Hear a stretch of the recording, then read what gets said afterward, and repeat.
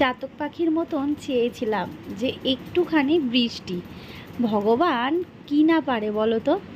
গতকাল সন্ধেবেলায় যে ঝড় বৃষ্টিটা হয়েছিল তাতে কিন্তু একদম ঠান্ডা করে দিয়েছিল। আর তারপর আজকে সকাল থেকে শুরু হয়ে গেছে একদম নিম্নচাপের মতো বৃষ্টি। আর এদিকে তো মা বাড়ি যাবে, আর কি, মাকে তো আজকে যেতেই হবে। আজকে আর আমাকে আটকাতে পারবো না। ঘড়িতে বাজে এখন ওই 8টা 10 মতন। ওইদিকে বড় বাড়িতে রয়েছে, বৃষ্টির কারণে সকালবেলা কাজে যেতে পারিনি। একটুখানি বৃষ্টিটা ধরাতেই বলল যে ভাত বসাতে, গরম ভাত আলু সেদ্ধ দিয়ে খেয়ে তারপর কাজে যাবে। তারপর হয়তো ওই বিকেলের দিকে আসবে। তাই তড়িঘড়ি করে ভাতটাকে বসিয়ে দিয়েছি। হ্যাঁ, তারপর দেখি ভাতের হাঁড়ির ঢাকনাটা নেই, বৌদির বাড়িতে রয়েছে।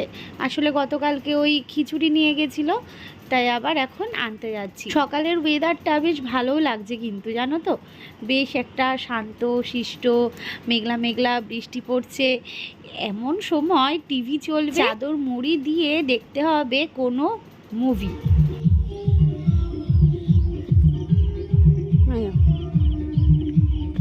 ধুতে হবে। সকালবেলা মাকে বললাম গরম ভাত খেয়ে তারপর যেতে, তাহলে সকালবেলার বাড়িতে গিয়ে রান্নাবান্না করতে হবে না, একেবারে দুপুরবেলা কিছু করে নিলেই হবে। কিন্তু মা কিছুতেই শুনলো না। ওই গতকালকের খিচুড়ি ছিল, একটু রাখা ছিল, সেটা আবার মা বলল যে আমি ওটাই খেয়ে যাচ্ছি। আর কি বলবো, এত জোরাজোরি করলাম তাও কিছুতেই খেলো না। এদিকে ভাতটাকে উপর দিয়ে দিলাম, সাথে এখন পেঁয়াজ লঙ্কা ভাজা হবে আলু সেদ্ধ মাখার জন্য।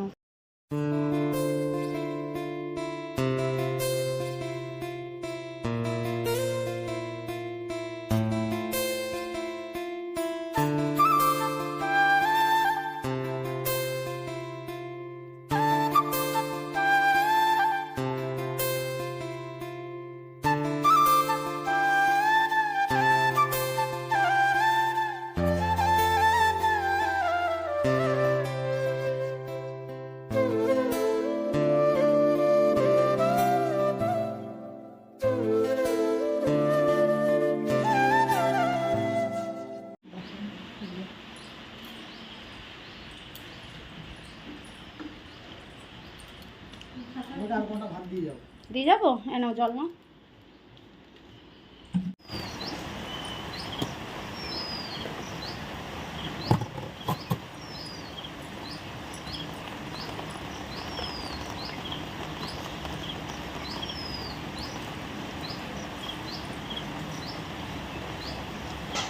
এই যে হাতে দুটো ব্যাগ, মা ওইদিকে এগিয়ে গেছে। অ্যাকচুয়ালি কালকে আটকে রেখেছিলাম মাকে, যেতে হবে না। কালকে যদি চলে যেত তাহলে এই বৃষ্টির পরিস্থিতিটা পড়তে হতো না। পুরো নিম্নচাপের মতন একটা ওয়েদার পড়েছে, কি বলবো। আর মনে হচ্ছে যে সারা দিন চলবে। আস্তে পা টিপে টিপে যাও। হ্যাঁ, আমি যাচ্ছি। এবার সকালবেলা মাকে এমার্জেন্সি যেতেই হবে, বুঝলে। না না, ভালো করেছো। সকালবেলা খাওয়া দাওয়া করে বেরোনোই ভালো। হ্যাঁ, আর এখন এই আম হওয়াতে আম চিড়ে মুড়ি সকালবেলা একটা টিফিন হয়ে যায়। না মা, খেয়ে বেরোনোই ভালো।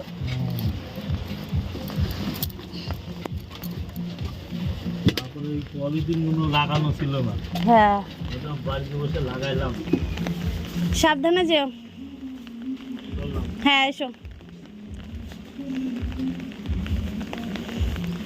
আমার ব্যাগগুলো ধরে বসো। হ্যাঁ হ্যাঁ, প্লাস্টিকগুলো বেঁধে নিতে পারতে তো দাদা, সাইডে, মানে উড়বে হাওয়াতে।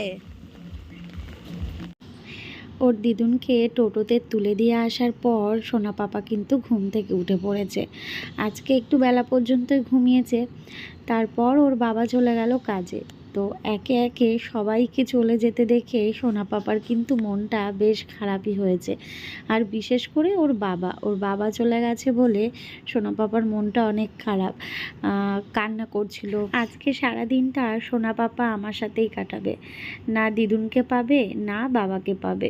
কারণ ওই যে দুজনেই তো চলে গেল, মা চলে গেল বাড়িতে, আবার মায়ের কাজকর্ম মিটিয়ে তারপর বাড়িতে মানে আমার কাছে আবার আসবে।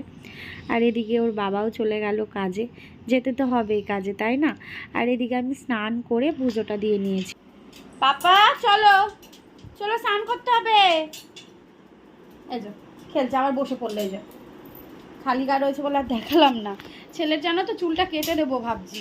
অ্যাকচুয়ালি ভেবেছিলাম 18 মাসে চুলটা কাটবো না, কোনো মানসিক বা কিছু ওরম না, তবে ভেবেছিলাম যে 18 মাসটার সময় চুলটা কাটবো। কিন্তু এখন দেখছি ছেলের আমার প্রচণ্ড এইগুলো দিয়ে প্রচণ্ড ঘামছে। মানে একটুখানি যদি কারেন্ট চলে গেল ব্যাস ছেলে ঘামতে শুরু করে দিল। এত ঘামে ফ্যানের তলা ছাড়া ওকে রাখাই যায় না। তো এবার ঠান্ডা লেগে যাবে না বলো?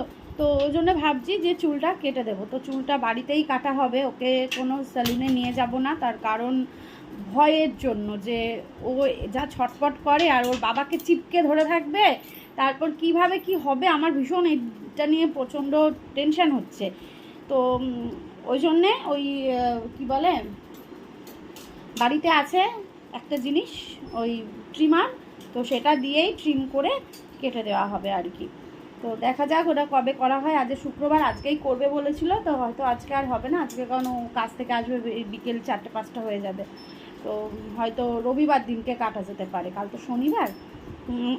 সোনা বাবা যে টাকা বাবা, টাকা টাকা আমার সোনা বাবা চুলটা চলে যাবে, চুলটা।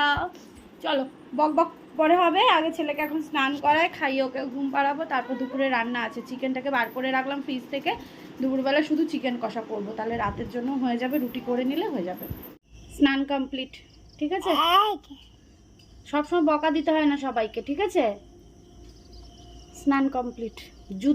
যুদ্ধ হলো, কিছুতেই বাথরুম থেকে বেরোতে চায় না, কিছুতেই না। আবার কি পাকামি করে জানো, বাথরুমের ওই কলটা ধরে আমি দাঁড় করিয়ে দিই, ধরে দাঁড়িয়ে থাকি ওখানটায়। ও মা এইভাবে হাত দিয়ে এইভাবে দরজাটাকে ঠেলে দেবে। কালকেও তাই করেছে, দরজাটাকে ঠেলে দিই।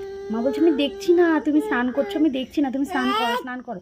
আবার বকে দিল, কেন বললো ভাবো তাহলে। এই দুট্টু বাচ্চাটা এখন বাথরুমে স্নান করতে শিখে গেছে আমার পাপাটা, তাই না পাপা? না তুমি এখানটা এবার খেলা করো, আমি ঘরটাকে একটু গুছিয়ে নিই। ঘরটা যা অগোছালো করে রেখেছে, নিচে সব কিছু ছড়িয়ে ছিটিয়ে ছিল, যে ওই বাস্কটার মধ্যে যে এখানটায় রাখলাম, সব কিছু টেনে যা পাচ্ছে সেখান থেকে টেনে টেনে বার করছে। আমি যে কী করবো এরপরে, আমি এইটাই ভাবছি। এখনই পাগল হয়ে গেছি, এরপরে মানে অর্ধেক পাগল হয়ে গেছি, এরপরে ফুল পাগল হয়ে যাব। ছেলেকে ঘুম পাড়ালাম, কষ্ট হয়নি ঘুম পাড়াতে, ঘুমিয়ে পড়লো, কারণ অনেকক্ষণ খেললো তো আমার সাথে। তারপর খাওয়া দাওয়া করিয়ে এই যে ঘুম পাড়িয়ে দিয়েছি। এদিকে বিছানা, এদিকে নিচ একটু অপরিষ্কার হয়ে রয়েছে। আসলে নিচে যখন খেলে, ওপরে যখন খেলে, চারিদিকে ওর জিনিসপত্র ছড়ানো ছিটানো থাকে, তো এই জন্যে। চলো এখন জায়গার জিনিস জায়গায় রেখে দেবো, আবার যখন ঘুম থেকে উঠবে আবার দেবো, আবার খেলবে। এখন এগুলোকে গোছাবো। এইদিকে জানলার অবস্থা বেহাল, দেখবে এক ঝলক। এই যে ভীষণ বাজে। ঘড়িতে কটা বাজে দেখি দিই, 1:45, মানে এখনও 1:45, হ্যাঁ 1:45, 1:45 বাজে। ঘুম পাড়ালাম ওকে, এখন রান্না করতে হবে। সকালবেলাতেও আলু সেদ্ধ ভাত খাওয়া হয়েছে, ও আবার মনে হয় 4টের দিকে আসবে, মনে হয় 3-4টের দিকেই আসবে। তো এখন আমি এইগুলোকেও ক্লিন তো করবো, আগে আমি রান্নাটা বসিয়ে দিই। মাংসটার পেছনে তো বসে থাকতে হবে না, বসিয়ে দিয়ে তারপর আমি এগুলোকে গুছিয়ে নিই। এখন আমার এডিট রয়েছে, বুঝতে পারছো? কি ঘুম লাগছে, ভালো লাগছে না। আমার হাতের ব্যথাটা কমে গেছিলো, কিন্তু হঠাৎ আবার কালকে থেকে দেখছি হাতের ব্যথাটা আবার হচ্ছে। রীতিমতন আমার এই পেশিগুলো দিয়ে হচ্ছে, এই ঘাড়ের দিকে উঠে আসছে মাঝে মধ্যে। বুঝতে পারছি না কি থেকে কি হচ্ছে, বুঝে উঠতে পারছি না। আমি এই হাতে প্রেশার কুকারটা এক হাতে ধরে নামাবো সরাবো, সেটা করতে গিয়েও আমার এই রিস্টে লাগছে। কি হচ্ছে বুঝতে পারছি না। যাকে আর কি, চলো পরে দেখা হচ্ছে। এদিকে ঘর বারান্দা যে ছড়িয়ে রয়েছে, এগুলোকে গোছগাছ করব, রান্না করব, পরে দেখা হচ্ছে।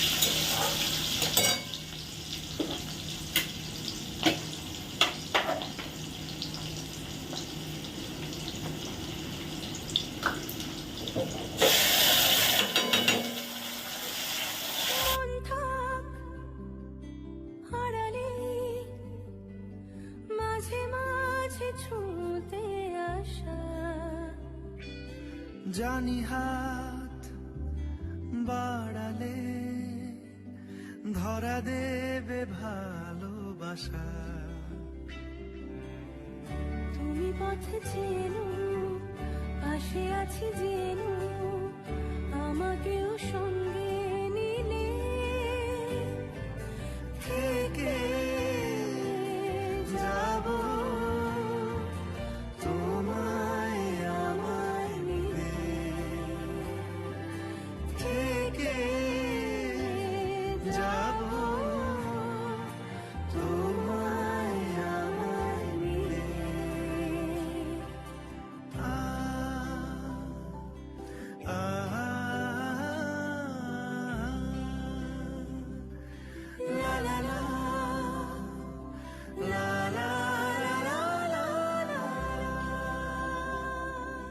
যত দূর যায় চোখ, পাশে আছি আমি তোমার।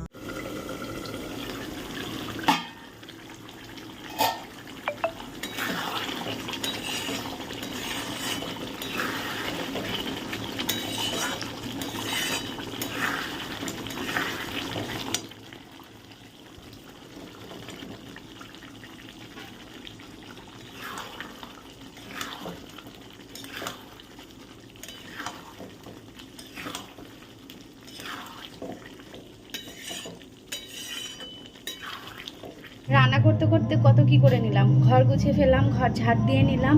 আর কি বলতো, ছেলে তো সারাদিন বাড়িতে হামা দিতেই থাকে, দাঁড়াতে থাকে, সারা বাড়ি করতে থাকে। ওই জন্য আমি সবসময় ক্লিন রাখার চেষ্টা করি। মানে ও যখন খেলবে তখন খেলনা টেলনা ছড়িয়ে থাকবে, ঠিক আছে, কিন্তু ঘুমোলে আমি আবার গুছিয়ে রেখে দিই। কষানো চলছে আর আমি নিয়ে নিলাম একটুখানি আম, দুটো আম কেটে নিয়েছি। এখন আমের সময়, এখন যদি আম না খাই কবে খাবো বলো তো। মাংস ওদিকে কষানো হচ্ছে আর আমি কষা মাংসটার লোভটা ছেড়ে দিয়ে এখন আম খাচ্ছি, কারণ আমটা খেতে ভালোবাসি।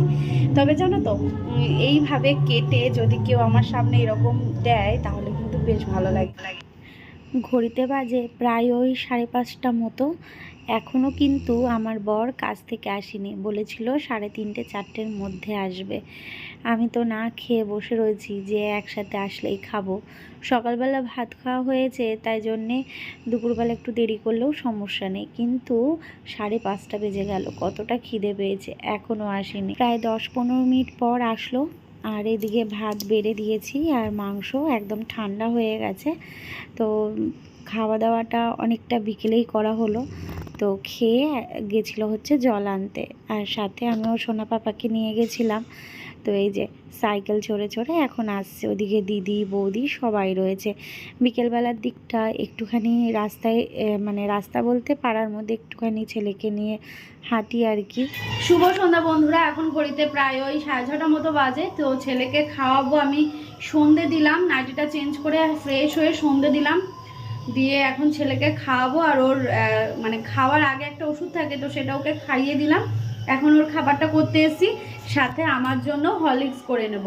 ওকে বললাম কিছু খাবে, আমটাম কেটে দেবো, বললো যে না। তো আমরা দুজনে এখন সন্ধ্যার খাবার বলতে আমার ছেলের খাবার আর আমার হচ্ছে হরলিক্স, এটা এখন করতে এসেছি। আর মা তো ফোন করেছিল এই একটু আগে, মানে 10 মিনিট মতন আগে মায়ের সাথে কথা বললাম। দুপুরবেলা দিদি ফোন করেছিল, জানে যে ও কাজে চলে যাবে, তারপরে মা থাকবে না, তাহলে আমি কি করে পারবো, এই সমস্ত কিছু মা দিদি বাবা এরাই তো চিন্তা করবে, তাই না, এর বাইরে আর কি আছে। যাকে এদিকে ছেলেকে এখন খাইয়ে নিয়ে ভাবছি কালকের ভিডিওর যে শ্যুটটা চলছে, মানে কালকে যেটা দেবো তোমাদের, আজকে যেটা চলছে ভিডিও শ্যুট, সেটা এডিট করে রাখবো, তাহলে আমার সুবিধা হবে। আর রাতে চিকেন রয়েছে, ভাবছি রাতে রুটি বা পরোটা যাই হোক কিছু একটা করে নেব। একটু দোকানেরও যাওয়ার দরকার ছিল, না টুকটাক জিনিস লাগবে। তবে এই রাত্রিবেলায় আর ইচ্ছেও করছে না, বৃষ্টি বৃষ্টি ওয়েদারে ভালো লাগছে না। মানে আজ বৃষ্টি পড়ছে না এখন, কিন্তু ওয়েদারটা তো এরকমই হয়ে রয়েছে না, এই জন্য আর কি। যাকে চলো, এদিকে ছেলের খাবার হচ্ছে, এদিকে আমার দুধ জাল দেওয়া হচ্ছে। আজকে দুধ আনতে যায়নি জানো, কালকে দুধ ছিল, সেটাই এখন হচ্ছে গরম করে খাচ্ছি। কালকে দুধ খাওয়া হয়নি, ওই খিচুড়ি খাওয়া হয়েছিল বলে। এই তো, চলো সঙ্গে থেকো, পরে দেখা হচ্ছে। আচ্ছা, এবার তোমাদের বলি, গতকালকে আমাদের পাড়াতে বাবা লোকনাথ পুজো উপলক্ষে যে কীর্তনের ব্যবস্থা করা হয়েছিল সেটা তো হয়নি, মানে ওই পাড়ার বড়রা মিলেই কীর্তনটা করবে। তো গতকালকে যেহেতু হয়নি, আজকে হচ্ছে শুক্রবার। তো শুক্রবার দিনকে হঠাৎ করেই সন্ধেবেলায় ঠিক করা হয়েছে যে কীর্তন হবে। আমি এটা জানতাম না। তো আমার মানে এক বান্ধবী, মানে পাড়াতেই আমার বরের বন্ধুর বউ, সে ফোন করে বলছে যে রিয়াঙ্কা রেডি হও, আজকে কিন্তু কীর্তন হবে, তাই ঠাকুরের ওখানে গোছগাছ করে দিতে হবে। তো চট জলদি মানে ঠিক করা আর কি। তো সমস্ত কিছু গুছিয়ে নিলাম, ছেলেকে খাইয়ে ওর বাবার কাছে রেখে আসলাম। তারপর ফল বানিয়ে দেওয়া, সমস্ত কিছু গুছিয়ে নিয়ে এখানটায় আমি বসেছি হচ্ছে মালা গাঁথতে। তো সবাইকে মালা পরাতে হবে, মানে যারা কীর্তন করে তাদেরকে। তো যাকে আমি ব্লগটা তো শেষ করব, তার সাথে কীর্তনের কিছু অংশ শেয়ার করলাম।